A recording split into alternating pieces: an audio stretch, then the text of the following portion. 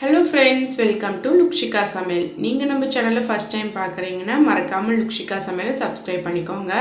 வீடியோவை skip பண்ணாம பாருங்க. இன்னைக்கு நம்ம வீடியோல நல்ல கலர்ஃபுல்லான கல்யாண வீட்டு கதம்ப பொரியல் எப்படி செய்யறதுன்னு பார்க்கலாம். ஃபர்ஸ்ட் நான் தேவையான வெஜிடபிள்ஸ் எல்லாம் கட் பண்ணி எடுத்து வச்சிருக்கேங்க. ஒரு 2 கேரட் பொடிசா கட் பண்ணி எடுத்துர்க்கேன். ஒரு 15 ல இருந்து 20 பீன்ஸ் கட் பண்ணி வச்சிருக்கேன். கொஞ்சமா முட்டைகோஸ் எடுத்துர்க்கேன். ஒரு பெரிய சைஸ் வெங்காயம் கட் பண்ணி வச்சிருக்கேன். 2 பச்சை மிளகாய், கொஞ்சமா கருவேப்பிலை. இப்போ நம்ம பொரியல் செய்ய ஸ்டார்ட் பண்ணிடலாம். ஸ்டவ் ஆன் பண்ணிட்டு கடாயில ஒரு 3 டீஸ்பூனுக்கு எண்ணெய் சேர்த்துக்கலாம். எண்ணெய் நல்லா ஹீட் ஆகட்டும். எண்ணெய் ஹீட் ஆனதும் இப்போ இதில் 1/2 டீஸ்பூனுக்கு நம்ம கடுகு சேர்த்துக்கலாம். கடுகு சேர்த்து நல்லா பொரிஞ்சு வரட்டும்.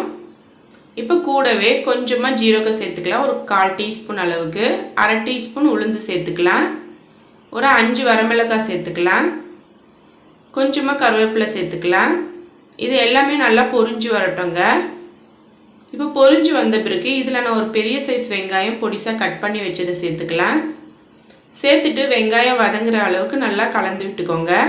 இப்போ வெங்காயம் நல்லா வதங்கி வந்துருச்சு. இந்த டைமில் ஒரு 1/4 டீஸ்பூனுக்கு மஞ்சள்தூள் சேர்த்துக்கலாம்.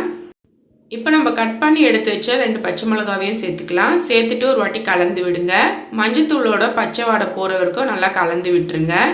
இப்போ இதில் நம்ம கட் பண்ணி எடுத்து வச்ச வெஜிடபிள் எல்லாம் சேர்த்துடலாம். சேர்த்துட்டு வெஜிடபிளும் அந்த ஆனியன் எல்லாம் மிக்ஸ் ஆகிற மாதிரி நல்லா கலந்து விடுங்க. ஸ்டவ்வை சிம்மில் வச்சுடுங்க. இப்போ க்ளோஸ் பண்ணிவிட்டு ஒரு 10 நிமிஷத்துக்கு நம்ம வேக விட்டுடலாம். நடுவில் ஒரு 2 வாட்டி கலந்து விடுங்க. ஸ்டவ் சிம்மிலே இருக்கட்டும். இப்போ 10 நிமிஷம் ஆயிடுச்சு. ஓப்பன் பண்ணி பார்க்கலாம். பாருங்கள், காயெல்லாம் நல்லா வெந்து வந்திருக்கு. இப்போ நல்லா கலந்து விட்டுடலாம். நம்ம சிம்லேயே வச்சு செய்யறதுனால தண்ணி எதுவும் தேவைப்படாது. அதே மாதிரி நம்ம நடுவில் ஒரு 2 வாட்டி கலந்து விட்டுடலாம். இப்போ தேவையான அளவு உப்பு சேர்த்துக்கலாங்க. நான் 1/2 டீஸ்பூனுக்கு சேர்த்துருக்கேன். சேர்த்துட்டு நல்லா கலந்து விடுங்க. கலந்து விட்ட அப்புறம் இப்போ இதில் நம்ம துருவன தேங்காய் சேர்க்கணுங்க. அதுக்கு நான் கொஞ்சமாக தேங்காய் எடுத்து மிக்சியில் துருவி எடுத்துருக்கேங்க. இது ஒரு 3 டேபிள் ஸ்பூன் அளவுக்கு வரும். இப்போ சேர்த்துட்டு நல்லா கலந்து விட்டுருங்க. அவ்வளோதாங்க, நம்மளோட கல்யாண வீட்டு கதம்ப பொரியல் சூப்பராக ரெடி ஆகிடுச்சு. கண்டிப்பாக நீங்களும் ட்ரை பண்ணி பாருங்கள். ட்ரை பண்ணி பார்த்துட்டு எப்படி இருக்குன்னு எனக்கு மறக்காமல் கீழே கமெண்ட் செக்ஷனில் சொல்லுங்கள். இந்த வீடியோ உங்களுக்கு பிடிச்சிருந்தா லைக் பண்ணுங்கள், ஷேர் பண்ணுங்கள். மறக்காமல் லுக்ஷிகா சமையலுக்கு சப்ஸ்கிரைப் பண்ணிக்கோங்க. நன்றி.